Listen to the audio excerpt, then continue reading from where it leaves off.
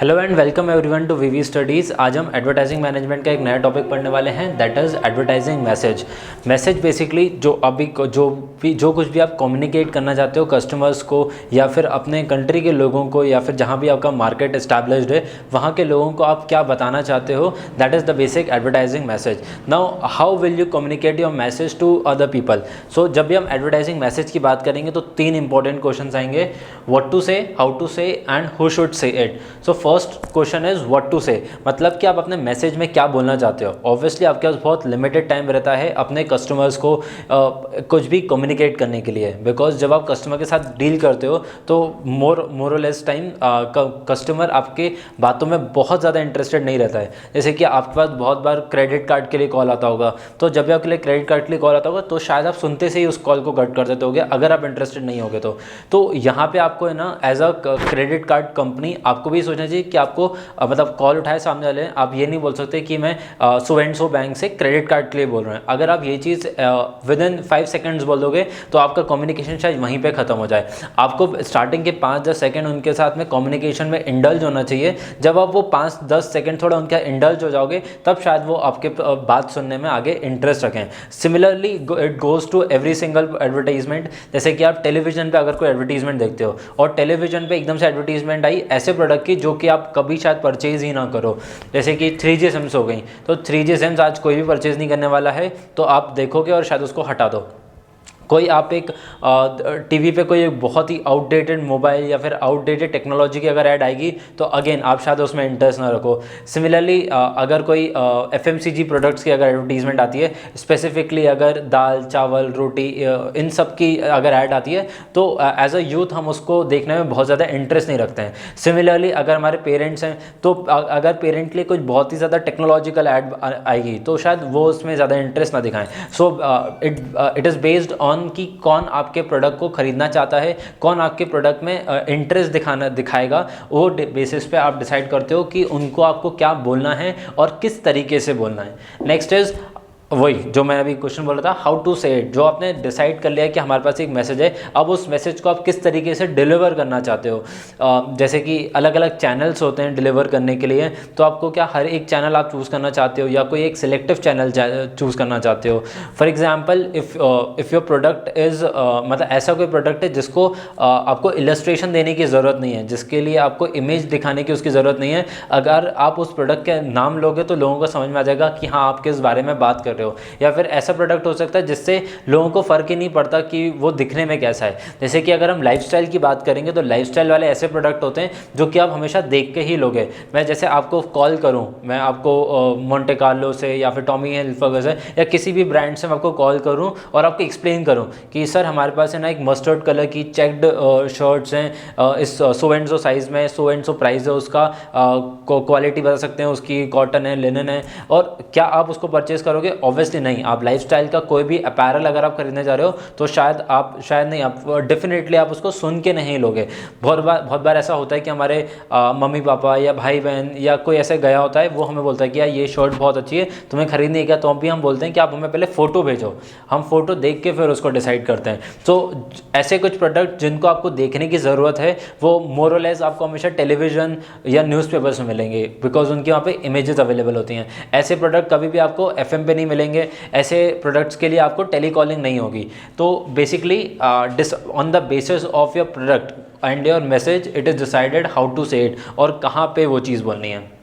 Next, who should say it. ना आपका message decide हो गया है, आपने ये भी डिसाइड कर लिया कि आपको कैसे डिलीवर करना है। Lastly you will decide who should say it, आपका ब्रांड एम्बेसडर कौन होगा उसको बोलने वाला। जैसे कि अभी हमने कोई एक अगर कंपनी को एक नई टेक्नोलॉजी लॉन्च कर रही है, जैसे कि अभी रिलायंस ने 5G लॉन्च किया है, तो रिलायंस में खुद रिलायंस के CEO ने आके वो मैसेज डिलीवर किया है कि हम सो एंड सो कंट्री में ये वाले प्रोडक्ट्स लॉन्च करने वाले हैं। ऑब्वियसली वो उसकी मार्केटिंग नहीं कर रहे हैं, इनडायरेक्टली मार्केटिंग ही है, बट जब उनको बहुत ज़्यादा पेनिट्रेट करना होगा मार्केट मार्केट में, जब वो एक्चुअली हर जगह पे वो प्रोडक्ट लॉन्च कर देंगे तब वो एग्रेसिवली मार्केटिंग करने का ट्राई करेंगे, और उसके लिए वो कोई ना कोई एम्बेसडर रख सकते हैं। हो सकता है कि वो हमारा कोई बॉलीवुड सेलेब हो सकता है वो कोई हमारा सिंगर हो, या फिर हो सकता है कि कोई वो क्रिकेटर हो या फुटबॉलर हो या कोई बड़ी सेलिब्रिटी होगा जिसको लोग बहुत ज़्यादा फॉलो करते होंगे। तो उनसे अगर आप मैसेज डिलीवर करवाओगे तो कस्टमर्स ज़्यादा उनके साथ अट्रैक्ट होते हैं, बिकॉज एज अ सोसाइटी अगर हम देखें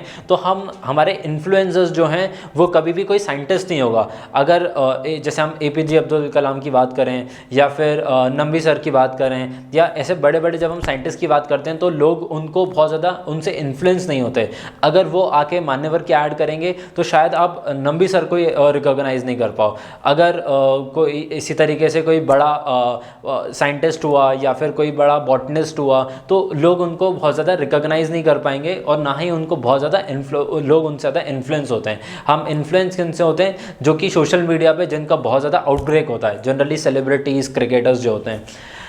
next, what is the basic objective of attaining a message बनाने का क्या ऑब्जेक्टिव्स हो सकते हैं? तो मैसेज आप दो अलग अलग क्राइटेरिया के लोगों को दे सकते हो। एक तो डायरेक्टली आप कंज्यूमर्स को दे सकते हो अपना मैसेज, और दूसरा आप किसी मिडिल मैन को दे सकते हो। कंज्यूमर्स को आप क्या क्या बताना चाहते हो अपना, उनके लिए आपका क्या ऑब्जेक्टिव हो सकता है? First is to inform them about your product, कि हम यहाँ पे ये पर्टिकुलर प्रोडक्ट बेच रहे हैं, ये उसके फीचर्स हैं और ये इसका प्राइस रेंज है।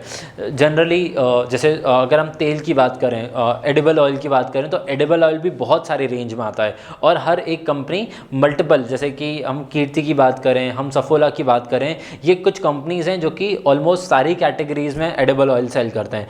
और ऑब्वियसली एज अ कस्टमर हमें सबके हर एक ऑयल के बारे में नहीं पता होता, जैसे कि सनफ्लावर ऑयल हो गया या सोयाबीन ऑयल हो गया या फिर राइस ब्रान ऑयल हो गया। हमें कुछ पर्टिकुलर कैटेगरीज के बारे में पता होगा, बट एज अ कंज्यूमर हमें शायद सारे कैटेगरीज के बारे में ना पता हो। तो हमें पास बहुत बार हम टेलीविजन में एड्स देखते हैं, जैसे कि शिल्पा शेट्टी किसी ऐड में आती है, वो जो हार्ट के लिए अच्छा ऑयल होता है उसकी ऐड करती है। सो इसी तरीके से हम अलग अलग एडिबल ऑयल्स की अलग अलग ऐड देखते हैं। So basically it is to inform customers about the features.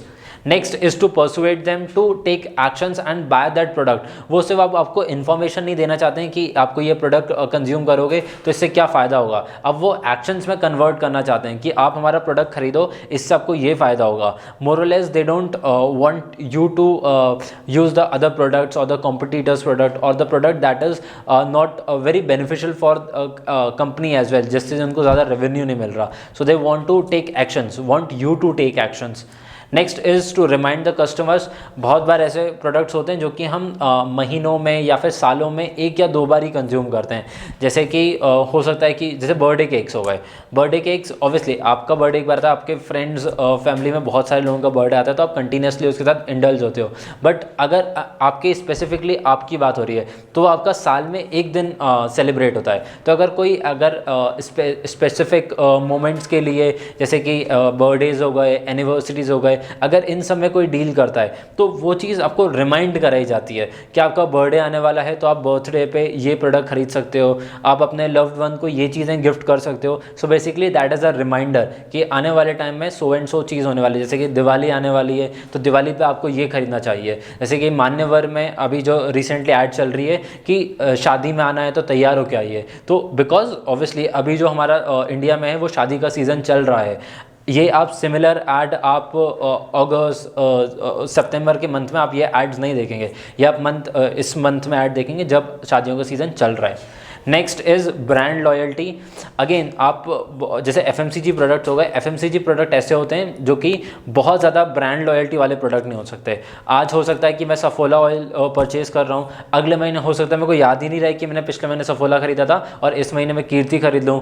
तो बेसिकली यहाँ पे ना बहुत ज़्यादा ब्रांड लॉयल्टी नहीं होती। जैसे कि हम आईफोन में देखते हैं तो आईफोन के जो कस्टमर्स हैं, जो iOS के कस्टमर्स हैं, उनकी ब्रांड लॉयल्टी बहुत ज़्यादा है as compare to android customers. So एक तरीके से जो कंपनी है वो ब्रांड लॉयल्टी बना के रखना चाह रही है। अगर आप पहले उनका प्रोडक्ट यूज़ करते हो तो वो आपको और प्रमोट करते हैं, जैसे कि एक्सचेंज ऑफर्स होते हैं कि अगर आप हमें अपना कोई, जैसे कि लेट सपोज कि OnePlus 7 है, आपको नया OnePlus 10T खरीदना है, तो आप OnePlus 7 को एक्सचेंज करिए तो आपको एक हैवी डिस्काउंट मिलेगा। सो इस तरीके से कंपनी अप्रोच कर सकती है ताकि आप उनके प्रोडक्ट के लिए, उनके ब्रांड के लिए लॉयल रहो, आप एक लॉन्ग टर्म तक उनके कस्टमर बने रहो। Next and last is to overcome dissonance. जैसे कि सिगरेट है, तो सिगरेट, नोबडी लाइक सिगरेट, नहीं है, एवरीवन नोज कि सिगरेट के क्या नुकसान हो सकते हैं।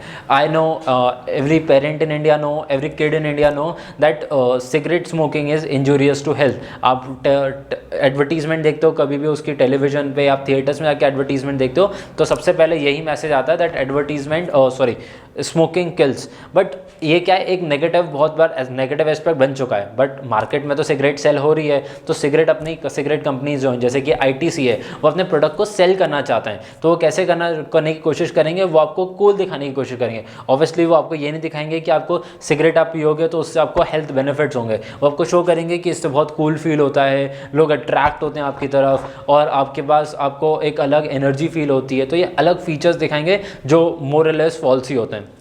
Next coming on to objectives of middle man.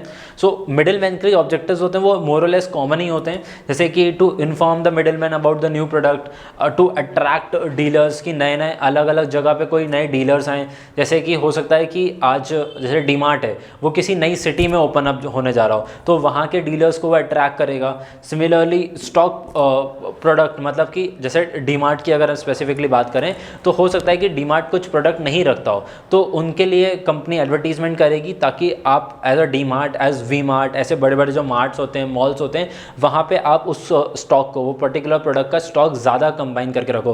Because आप उनको एज अ मिडिल पर्सन उनको बताना चाहते हो कि कस्टमर्स इसकी डिमांड कर रहा है, तो जब तक आप रखोगे नहीं तो वो कस्टमर तक पहुँच नहीं पाएगा। So to influence the stockist, to influence the middle man या डीलर को ज़्यादा परसेंटेज बढ़ाने के लिए उनके स्टॉक बढ़ाना पड़ेगा। सिमिलरली उनकी जो शेल्फ स्पेस है उसमें आप प्रोडक्ट को सामने रखो। जैसे कि आप कभी डीमार्ट जाओगे या किसी मॉल में जाओगे तो आप जैसे ही एंटर करोगे तो वहाँ पे आप बेवरेजेस देखोगे, वहाँ पे आप बिस्किट्स वगैरह देखोगे जो कि बहुत ज़्यादा लोग कंज्यूम करते हैं। अब जैसे कि अगर मैं यूटेंसिल्स की बात करूँगा या क्लोथिंग की बात करूँगा तो वो एंटर करते से आप कभी भी क्लोथिंग डिपार्टमेंट नहीं देखोगे, क्लोथिंग कहीं पे बहुत पीछे होगा। सामने क्या होगा, जो कि बहुत ज़्यादा FMCG प्रोडक्ट जनरली जो बहुत ज़्यादा लोग स्विच करने के लिए ट्राई करते हैं। नाउ मैसेज डिज़ाइनिंग की 4 स्टेप्स होती हैं। First is to build up the structure, कि आप किस तरीके का मैसेज बनाना चाहते हो, तो उसमें आपकी कैसी प्रेजेंटेशन रहेगी, कितने मिनट का रहेगा और उसमें आप क्या क्या इमेजेस यूज़ करने वाले हो, किसको आप ब्रांड एम्बेसडर रखने वाले हो, हेडलाइन क्या होने वाली है, ये सब आप स्ट्रक्चर में डिज़ाइन करोगे। Next is how are you going to appeal the customers. आपका ऑब्जेक्टिव के बेसिस पे कि आप एक्चुअली क्या चाहते हो कस्टमर से, उसके बेसिस पे आप उनको अपील करने की कोशिश करोगे। जनरल फीचरिस्टिक भी हो सकती है आपकी ऐड, आपकी डिस्काउंट रिलेटेड भी हो सकती है और आपकी ब्रांड एंडोर्समेंट के लिए भी ऐड बनाई जा सकती है। नेक्स्ट, आप अपना एक फॉर्मेट बनाओगे। हर ऐड के लिए अलग फॉर्मेट हो सकता है। जैसे कि अगर आपको न्यूज़पेपर में आर्टिकल देना है तो न्यूज़पेपर का आर्टिकल का फॉर्मेट अलग होगा, टेलीविजन का फॉर्मेट अलग होगा, FM का फॉर्मेट अलग होगा, होर्डिंग्स का फॉर्मेट अलग होगा। सो बेस्ड ऑन कि आपका चैनल ऑफ एडवर्टीजमेंट क्या है, उस बेसिस पे आप अपना फॉर्मेट बनाओगे और अलग अलग एजेंसीज को दोगे। जैसे कि आप दैनिक भास्कर में अगर आप ऐड देने वाले हो तो दैनिक भास्कर को प्रिंट मीडिया वाला आप फॉर्मेट दोगे। अगर आप स्टार पे अगर अपनी एडवर्टीजमेंट चलाना चाहते हो तो स्टार वालों को आप टेलीविजन वाला फॉर्मेट बना के दोगे एंड सो और अलग अलग फॉर्मेट्स बना के दोगे अलग अलग एजेंसीज को। लास्टली, आपका सोर्स कौन होने वाला है जो कि आपके मैसेज को डिलीवर करने वाला है। Source is basically the influencer, the brand ambassador, जो कि आपके प्रोडक्ट को पोर्ट्रे करने वाला है। और जैसे कि मैं स्टार्टिंग से बोल रहा हूँ कि आपके ब्रांड एम्बेसडर्स कौन हो सकते हैं, ऐसे इन्फ्लुएंसर जिनको कस्टमर्स या फिर इन जनरल जो पब्लिक है वो बहुत ज़्यादा फॉलो करती है। जैसे कि अगर आपका हेल्थ रिलेटेड प्रोडक्ट है तो आप क्रिकेटर्स को ले सकते हो, आप रेसलर्स को ले सकते हो। आप जैसे अब रिसेंटली हमने बहुत देखा है, जो अभी रिसेंटली जो ओलंपिक स्टार्स हैं जिन्होंने ओलंपिक गोल्ड मेडल जीता है, लोग उनको बहुत ज़्यादा एडवर्टीजमेंट दे रहे हैं। क्रिकेट में हमने देखा सूर्य कुमार यादव पिछले 1 साल में बहुत अच्छा चल रहा है, तो सूर्य कुमार यादव को बहुत ज़्यादा एड्स मिल रही हैं। सो ऐसे सेलेब्स को आप लोगे जो कि रिसेंटली लोगों के नाम लोग उनको बहुत ज़्यादा फॉलो कर रहे हैं। तो इससे क्या होगा, आपकी ब्रांड की वैल्यू बढ़ेगी based on your brand ambassador. I hope the topic is clear to you. Thank you for watching the video.